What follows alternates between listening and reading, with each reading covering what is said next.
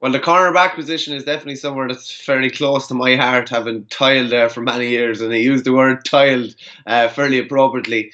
There's lots of kind of really good cornerbacks on the scene now at the moment. Sean Finn is one that stands out for myself. What do you think about yourself? What do you think yourself? Who is kind of the modern day cornerback? If you're going picking a best 15 in the country, who would you have in number 2 or 4? Yeah, Sean Finn definitely stands out for me. Paddy Smith should have got a nomination last year. I think one of the big things is to clarify what do we mean by cornerback now, because formations have gone out the window, and a lot of the time it feels like you've got two-man full-back lines whereby the other cornerback is following maybe a roaming corner forward.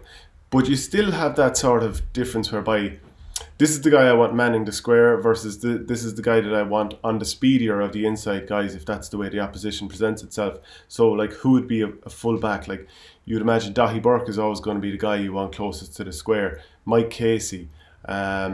There's probably other guys. Ronan Maher even kind of comes to mind. So just to clarify, that's the sort of person we're after. Whereas Paddy Smith might be the one. Owen O'Donnell will stay minding the square as often as possible. Whereas Paddy Smith might take the other corner forward. Do you know what I mean?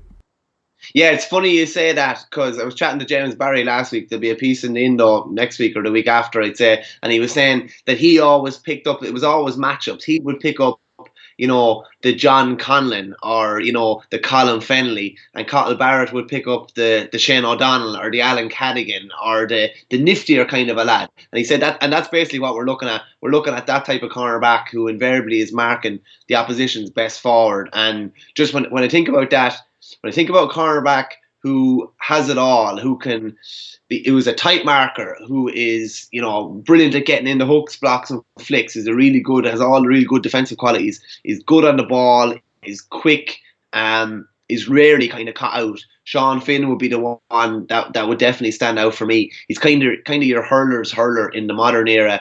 Cornerbacks are no longer, lumping the ball over the shoulder out 40 or 50 yards up the field or whatever. It's all heads up kind of hurling. And while he's brilliant at getting the flicks and getting the ball in his hand, he's brilliant at starting to move now. And even his compatriot in the other corner, Richie English, who's obviously he's out for the guts of the next 8 or 9 months with the cruciate. He'd be the same. They're starting moves now, and that'll just show you how much the cornerback position has come on. They'd be two that would definitely stand out for me anyway.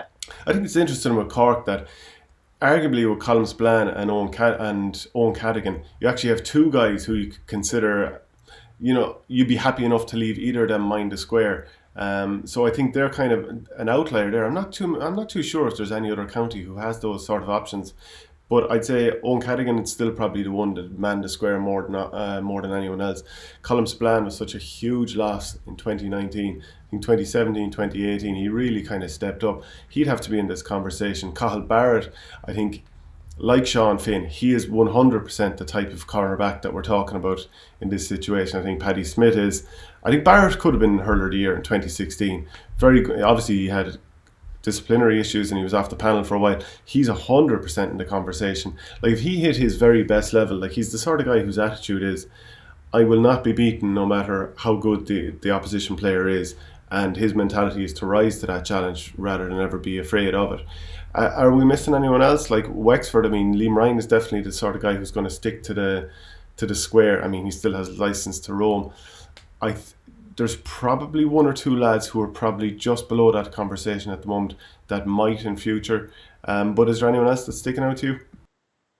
Just on Cathal Barrett. Cathal Barrett is the classic case of, he's kind of like Philly McMahon in his pomp with Dublin. Opposition fans don't tend to be enamoured by him, but if they could have him on their 15, they'd absolutely take your hand off. He has those kind of roguish kind of qualities. He's very good at a lot of the dark arts of defending, but he's also really dynamic on the ball, really quick, and very, very good when he's on the ball. He rarely would give her the wrong pass either. Just on Wexford, I think it's going to be interesting over the next while, and it could have happened in this year's Fitzgibbon final that the Rex came up against each other, Damien and Shane. Only the DCU were beaten in the one semi-final. Shane was playing with IT Carlow in the final, but I think they could be the Wexford cornerbacks. Maybe not this year, both of them. Damien will definitely be there, but Shane will be in there over the next couple of years, and the two of them could be 2 and 4. Joe O'Connor, actually, he was unbelievable in a couple of those league games. Just he gave Wally Walsh a very tough game of it one day. And he's another guy that, I interviewed Martin Story on ourgame.ie, and you can find that on the site there if you click it into the search bar in the top corner. But he was talking about how so much of this Wexford team these days is converted forwards throughout the field. Kevin Foley's playing a sweeper, he's naturally a centre forward. Joe O'Connor would have been a wing forward, and he ends up cornerback. And that's why there's elements of total hurling going on with Wexford, because so many players are comfortable to do that. Like Cathal Barrett has to be in the conversation. Like Sean Finn is the sort of lad that you wouldn't mind leaving him isolated on any player whatsoever. You think he's going to do pretty well on almost anyone. Could you say that about too many other guys? I think Colm Spillane could become that player, and might have by now. I mean, there was definitely shades of it. Look, if you move on to the Tipperary team, it is Barrett alone. Move on to Galway. I think Adrian Toohey was shaping up quite well there, but he's been moved out of that position. Like Dahi Burke's definitely going to be minding the square. John Hanbury's he's obviously been injured. I'm actually struggling to name too many more. We've named Paddy Smith. Is there anyone we're leaving out?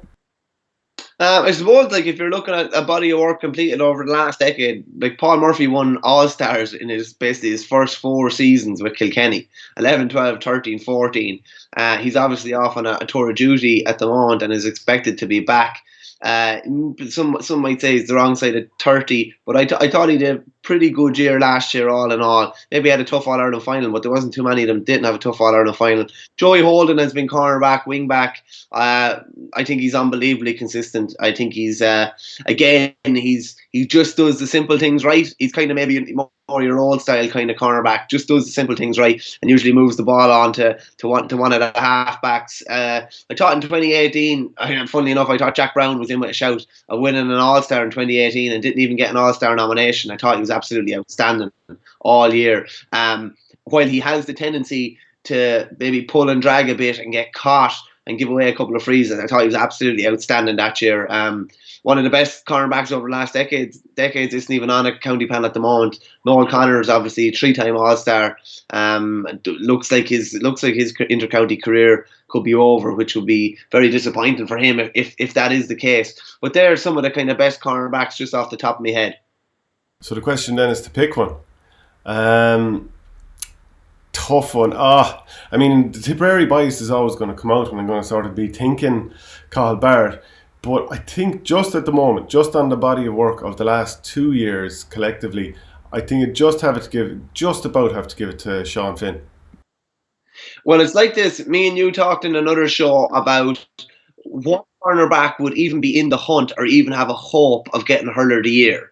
And Sean Finn did last year, going into the All-Ireland semi-final, and even in the All-Ireland semi-final, he was still one of their better players. That's how much of an influence that he can have in the game. Like, no cornerback has won Hurler of the Year since 1992 when Brian Corkin won it as I think he was a 19-year-old at the time.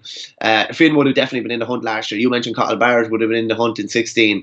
I'd be fairly happy now in my team if I had those two boys 2 and 4. But I'd say it's just Sean Finn narrowly for me. Just as I say, I wouldn't have any hesitation. He can also play fullback as well. He's that kind of versatile and flexible. You can put him in 3 in league games there, and even in a championship game if someone picked up an injury, and he wouldn't, your heart wouldn't skip a beat. So it'd be Sean Finn for me. And as ever, let us know what you think. Leave a comment on the YouTube, on Twitter, at OurGameHQ, wherever it suits you.